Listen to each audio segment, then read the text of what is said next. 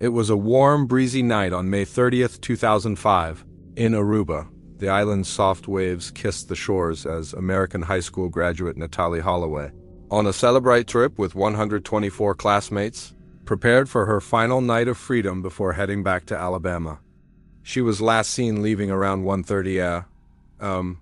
With a charming young Dutchman named Joran van der Sloot, and his two Surinamese friends, Deepak and Satish Kalpo. Witnesses later reported she was intoxicated but conscious, walking willingly toward a silver Honda. The 18-year-old honor student from Mountain Brook High School had been enjoying the paradise-like island for 5 days' sun, sand, laughter, and parties. That night, Natalie stepped into Carlos and Charlie's nightclub, a lively spot packed with tourists and locals. Her passport and packed luggage sat untouched. Her friends alerted the chaperones, and within hours, a full-scale island search began. He gave multiple interviews, each more bizarre than the last. In a secretly recorded Dutch sting operation in 2008, Joran was caught on camera telling an associate that Natalie had died accidentally and he had a friend dump her body at sea. She was found beaten to death in his hotel room, 5 years to the day after Natalie vanished. The evidence was undeniable. Joran fled Peru but was caught and extradited. He confessed, claiming he killed Stephanie after she looked at his laptop and found files related to Natalie. But he later claimed he made it all up. But it did little to bring peace. This murder reignited public outrage and confirmed what many feared: Natalie's killer had struck again. Her story is not just about a girl who vanished. It's about a justice system that stumbled, a predator who lied his way through freedom, and a mother who never gave up. Her mother, Beth Twitty, boarded a private jet the same day and arrived in Aruba with a posse of friends and FBI agents. But as the reason predators like Joran van der Sloot can't hide forever. From behind bars, Joran finally confessed to Natalie's murder as part of a plea deal to be extradited to the U.S. on extortion charges. He admitted he took her to the beach, tried to grope her, and when she resisted, he smashed her head against a rock, killing her instantly. He then dragged her lifeless body into the ocean.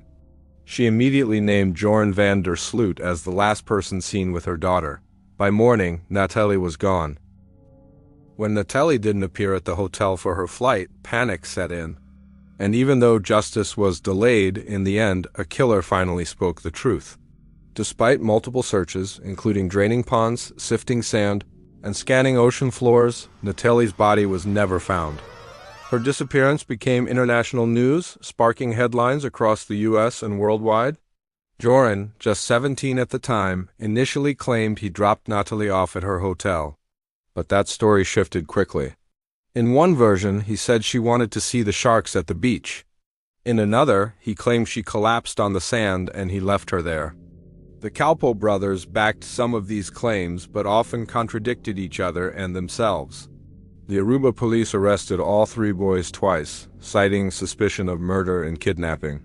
But no charges ever stuck due to lack of physical evidence. Over the next few years, Joran's web of lies grew deeper. Then came a chilling twist. In 2010, Joran van der Sloot murdered another young woman, Stephanie Flores Ramirez, in Lima, Peru. He was sentenced to 28 years in prison in Peru. In 2012, Natalie Holloway was legally declared dead by a U.S. judge at her father's request, though her mother held on to hope. The final chapter, however, came in October 2023. His calm and emotionless confession ended an 18-year mystery.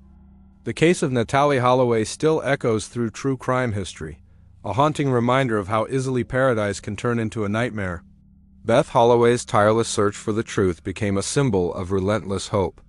Natalie's name is now etched in the world's memory, not just as a victim. Like the video and subscribe the channel for more real-life crime stories. Thank you for watching the video.